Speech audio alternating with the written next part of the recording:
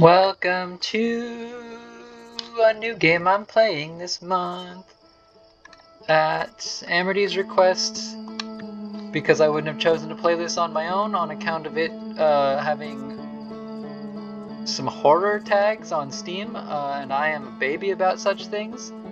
Even FNAF World was a little much for me on occasion, but we'll see. Anyway, enter profile name. Artemis. Create. And just slide it till the image on the left is barely visible. Okay, well I can't see it at all here, so I guess here. Certain parts of whatever can be certain parts of Echoes of the Eye can be intense for some players. If they become an obstacle to your enjoyment of Outer Wilds, a reduced frights option is available in the gameplay menu. Thank you for supporting blah, I don't care. Options, I just want to make sure. Subtitles. Subtitles? Subtitles?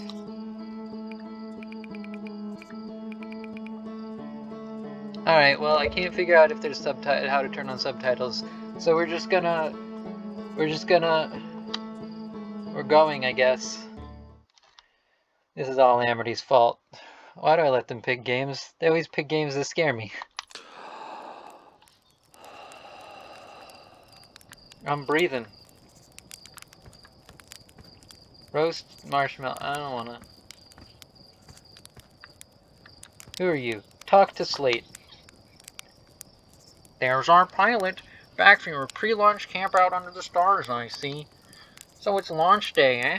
Seems like only yesterday you joined the space program, and suddenly here you are, leaving on your first solo voyage. What do you say, ready to get this beauty off the ground? It's all fueled up and ready to go. You're sure you fixed the retro rockets? That was only a problem one time. And then maybe a few times after that. But hey, no reason to dwell on the past, right? Anyway, you'll need to get the launch codes from Hornfels at the observatory before you can lift off. Just bring those here once you've said your goodbyes or whatever. Roast marshmallow, I guess. I don't feel like I'm close enough to... Oh. Extinguish. Eat, I guess. Replace.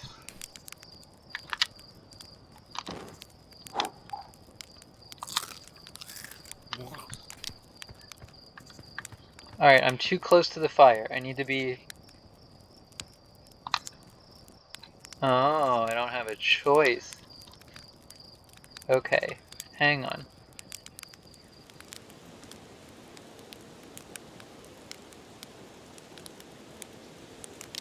Don't put it in the fire, just cook it nice. Cook it nice and cooked. I think I did too far again.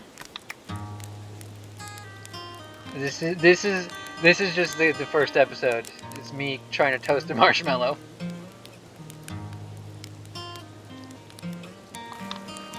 Alright, turns out I don't know how to tell what's going on.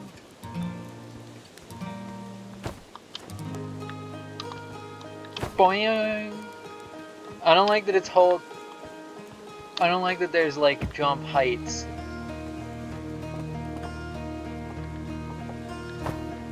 You're not Rob Feller, or Hornfell, or whatever it was supposed to be. Hey, it's you! Fleet said you're blasting off in your ship today. I'm really excited to see the launch. Aren't you gonna go into space, aren't you? You better not, I changed your mind. I hear you and Slate beefed up the model ship. Can I see it? Yeah, we recalibrated the controls and installed better thrusters. Want to give it a test drive? Slate says it's just like the real thing, only less likely to start a fire. Try and land on one of the geyser pools. Show me what you got.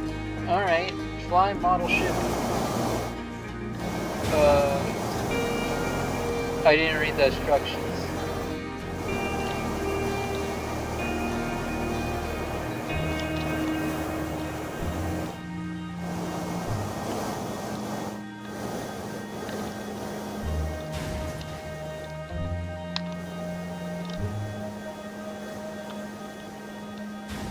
Okay, well, it turns out when it's upside down, it's real hard to figure out which directions the direction I'm trying to go.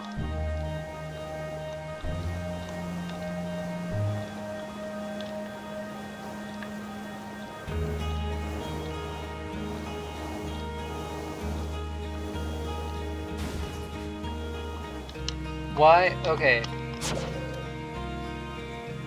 Okay. Horizontal thrust, down thrust, up thrust. Okay.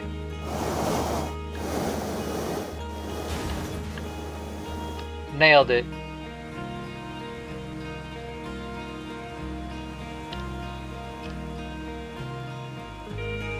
Okay, bye!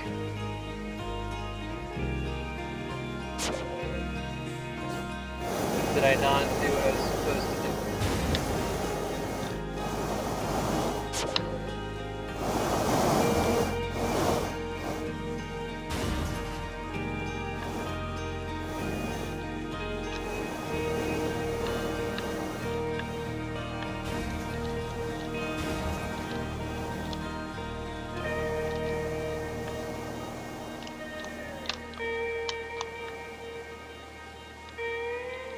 Alright, that's not too bad. Did I do the thing you told me to do? Oh, okay, that's a gun. Wow, that was just like the time the external fuel tanks exploded. Okay, hang on, let's... Alright, let's do this one more time.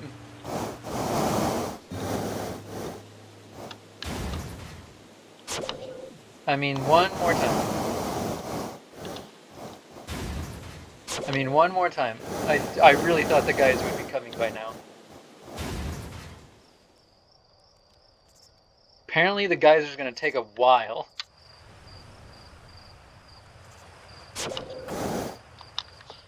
Hey, did you see what I did?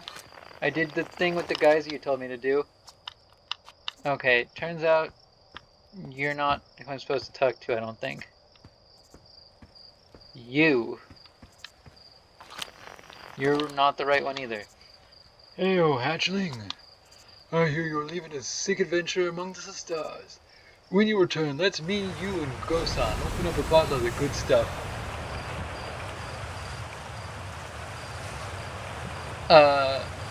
I'm only seeing adventure amongst one star, actually. Other stars are too far away. Another metaphor ruined in the name of scientific accuracy. Nevertheless, I do hope you enjoy your travels. Good luck! Where's the observatory or whatever? You're actually blasting off in that thing, huh? They really don't explode as often anymore. All I know is between the space program and Micah's model rockets, things seem to burn to the ground around here more than they used to. Use satellite camera? Oh, okay. I don't want to read all that. I should probably read all that.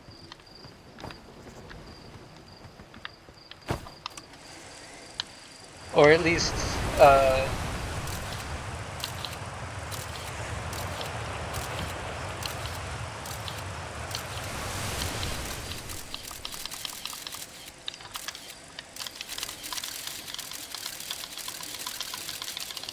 this is just orbiting the... Oh, if I wait longer... Okay, I see. Anyway, that was enough of that. I'm not good at reading, it turns out. This pilot seat, used by the pioneering astronaut Feldspar, is all that remains of our inaugural flight into space. Although it's been argued such a distinction requires a breathtakingly liberal definition of flight, that day will nevertheless be remembered as a landmark achievement in Harthian history. Alright. Nonsense devices. Nonsense devices. Nonsense devices. Okay, observatory. No. So it's launch day, huh? Hal's gonna miss you. Speaking of launch day, I was thinking about it, and the platform those ships launch from is getting old. Isn't it about time we build a new, less flammable one? The big tree in the village would be that perfect choice. I wouldn't mind helping out the space program, just say the word. Nice try. We all know you have it out for that tree. What? No, I just think it's in the way and someone ought to chop it down, you know? Specifically me. You think this has to do with the time I fell out of it and broke my arm? That was when we were hatchlings. Who would hold a grudge for that long? Okay, I don't know where the observatory is. You're named after a rock. Hello there, Space Cadet. I hear you're leaving the crater today. If you meet any other travelers up there, remind them to take proper care of their instruments, won't you? Where's the observatory? It's questions like that would make us worried about you going up into space on your own, you know. The observatory is up the path behind the waterfall. There are a couple of signs marking the way, but really you just keep going up and then hook a right when you get to the zero-G cave. Alright, oh look, I could have just kept going, but I didn't. There's just so many people to talk to. Hello, Astronaut. If it isn't my favorite troublemaker. We wanted to play hide and seek, but Moraine won't let us borrow their signal scope because it's really delicate and not supposed to be thrown around like that. Hey, can we use your signal scope? Can we? Can we please? We'll even let you be it. Sure, let's play. Woohoo! Okay, here are the rules. Delana and me will hide with these radios, and you'll use your signal scope to find us. Last one to be found wins. Okay, close your eyes and start counting. Equip signal scope. Yeah, alright.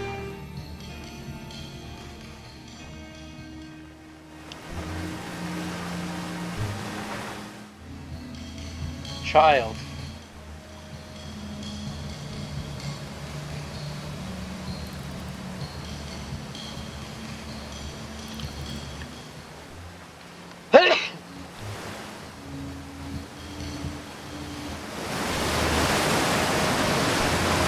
Gotcha. Oh, you found me? I thought this was good.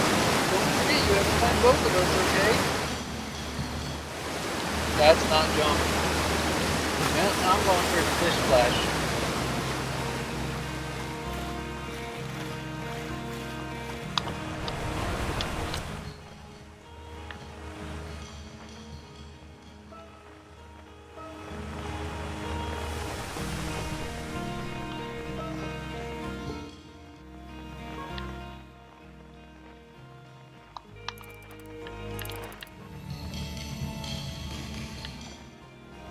Up there somehow.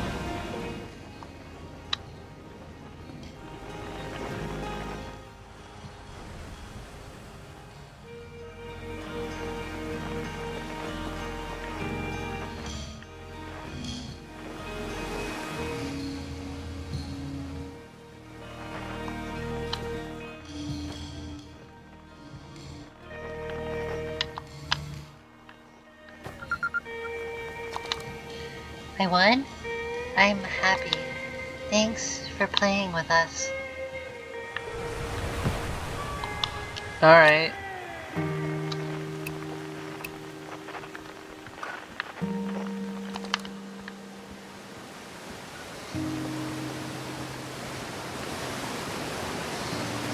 Another rock man.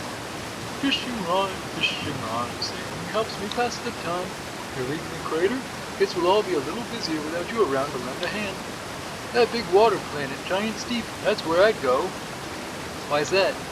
One time after the rest of the village had left to sleep, and it was just the two of us sitting around the campfire, Gavro told me about their first trip to Giant Steep. They landed their ship easily enough in the waves, but couldn't see too far down on account of how murky the water was, I guess. Too dark. Gavro wants to see what lays beneath the surface, so they decided to travel deeper. They traveled down and down, but suddenly Gavro couldn't go any further. Yeah, Giant Steep was a current you can't pass through. Sure, okay, but shut up a minute. This is the good part. As though exercising a will of its own, the water was refusing to let Gavro go any deeper. It held Gavro back, almost as if it was trying to protect him from something. And then, in the terrible darkness, Gavro saw him, the tentacle of some hideous beast. Was there sapwine involved during Gavro's campfire story? Come to think of it, don't you have someone you should be exploring that isn't here?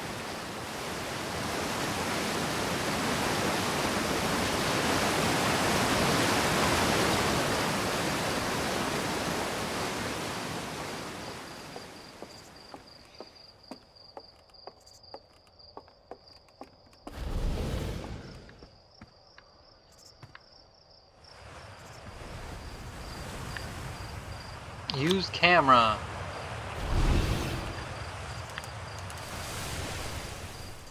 Take snapshot. Huh.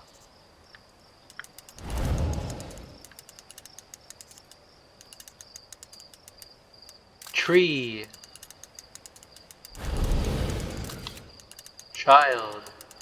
Water. Roar. I command you. Water doesn't show up on camera, or else I'm not sure how this camera works. Hey, come to say hi to your old flight coach before you launch. I've got zero-G training set up if you want a refresher. Alright, Ghost-on. Hey, I thought I might see you before the big launch. Nerves getting the better of you? Right, like you weren't nervous for your first flight.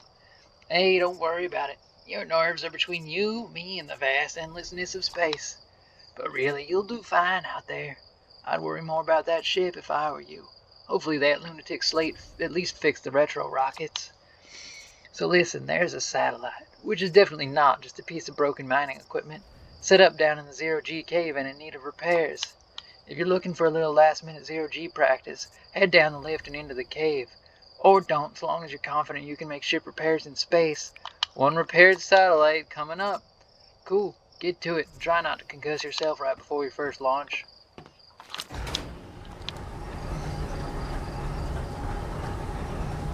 Whee! Okay, this is a weird cave.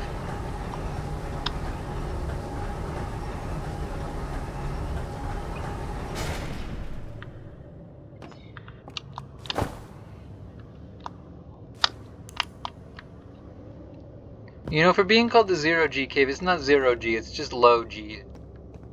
I still come to the ground. I can't just fly here.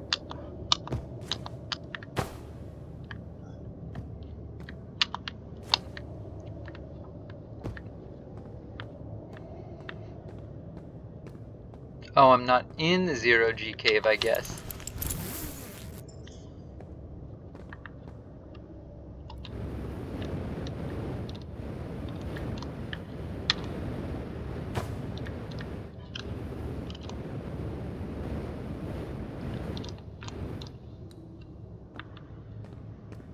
Who are you?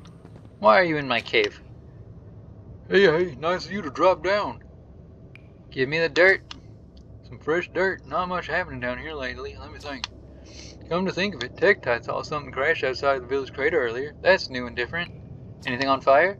Probably only a little. Tektite checked out the crash site with the old Firewatch scout launcher and saw smoke, so they headed over to stamp out any leftover fires. Well, I better get back to work. Ore's not going to mind itself, you know.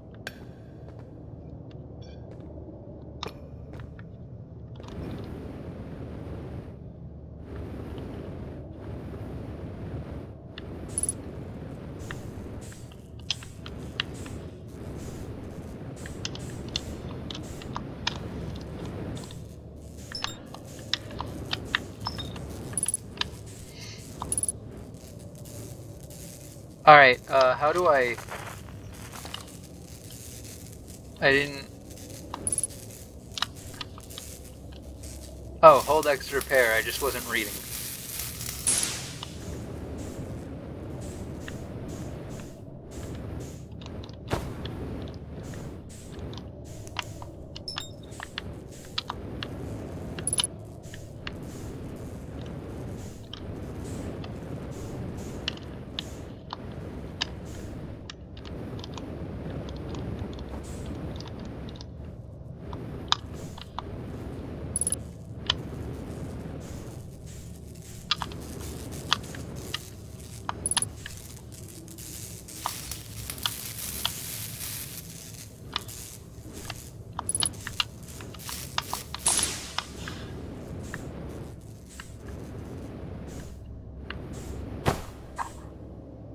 I hear something. I think I hear me.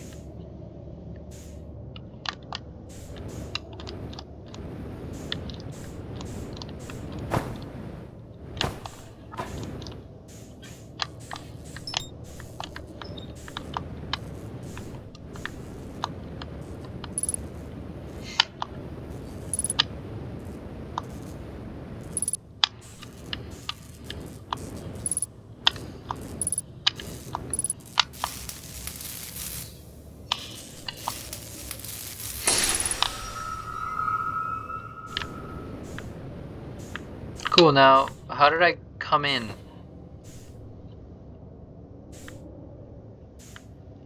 Okay, I'm lost in the vacuum of space. There.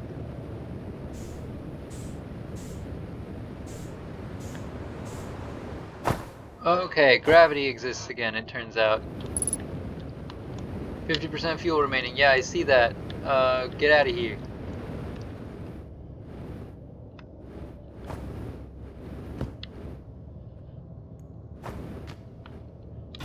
Return suit. Okay, bye.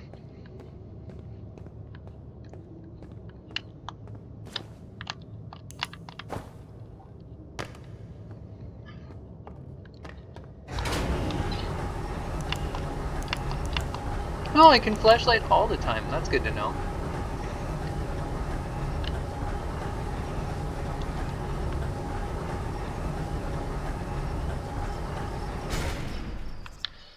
And turns out I'm not sure this is the sort of game I should have been recording at 5 a.m. though.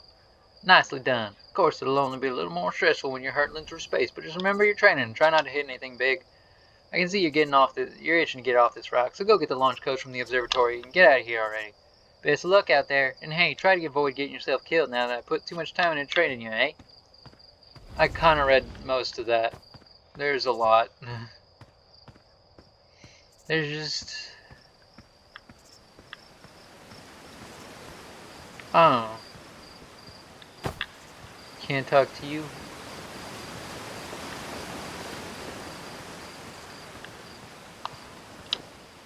Jump. Jump. Jump. Oh no, lore? Outer Wilds Ventures founding members, clockwise from top to left, Hornfels, Gossen, Slate, and Feldspar. Okay, there's not that much lore that I have to read right now. Outer Wilds Ventures, Timber Hearth's first and only space program, was founded to explore the farthest reaches of our solar system. Feldspar was the first Hearthian to be intentionally launched into space. They completed the first orbit around Timber Hearth and later made the first of what would be many landings on our moon, the Addle Rock.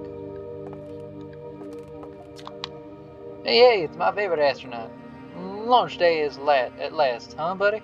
It's the translator tool's inaugural flight, too. I'm so excited it's making me nauseous. Just think, you'll be able to translate any no-mind text you want, anywhere you are.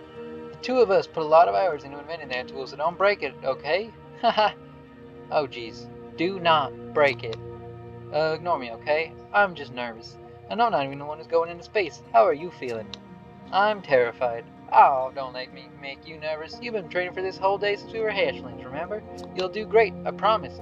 So what's the dirt? You here to see the new Nomai statue? New statue? You haven't heard? Gabbro brought it back with him from Giant's Deep, and Hornfels just finished prepping it for display. This is it right here. Neat, huh? Makes me wish we could see what a real-life Nomai looks like, but I guess this is as close as we're ever gonna get. Check it out. Looks like they had fur. Fur's weird. This is the first fully intact statue ever found, you know. As for how old it is, it's in great shape. Ah, geez, I got a little carried away there. Go, you have a ship to launch. Take care of yourself out there, yeah? Kinda looks like a Goron, but with 3 eyes. And horns, maybe. This remarkably intact statue was carved by the Nomai, an ancient species who dwelled in our solar system thousands of years ago. This statue provides us with our most detailed look yet at the Nomai, who appear to have been covered with a layer of fur. Note the decorative jewelry that has been carved as part of the antlers. Although their artifacts and structure have been found on almost every planet in the solar system, we still have no idea where the species came from or what happened to them.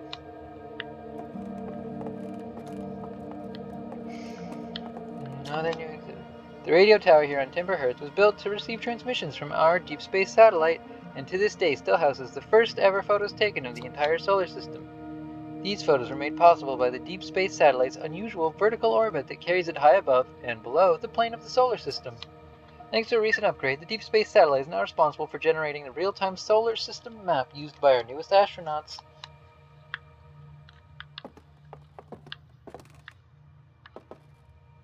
Space balls. Watch closely, these balls move on their own. The ground is perfectly level, so what do you think causes this spooky motion? Magnetism, probably. The answer is the moon. Oh, okay. As it orbits our planet, the outer rock's gravity pulls on objects from different directions. In fact, it's pulling on you right now. I guess. This piece of Nomai writing was essential to deciphering their unique language. Although the text is linear, Nomai text often branches off from a central point. Interestingly, each branch tends to be written by a different author. Alright, we're near Cassava. We're nearly ready. Felix and I have finished construction, and she says calibrating the device won't take long. Fortunately, the outer rock's lack of atmosphere will make our calibration simple. After all this time, I'm thrilled to finally resume our search.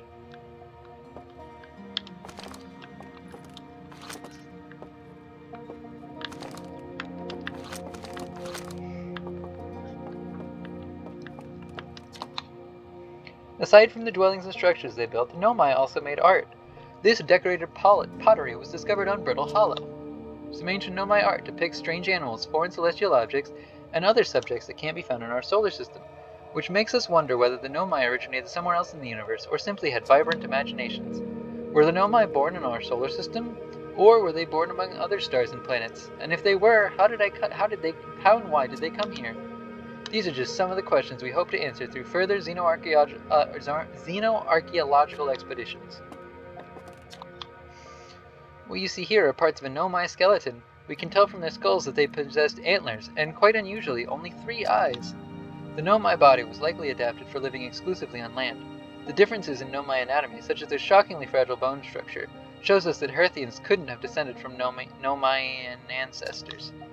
It's not clear where the Nomai originated from, or why they disappeared. We hope to find more clues to this puzzle as we explore our solar system.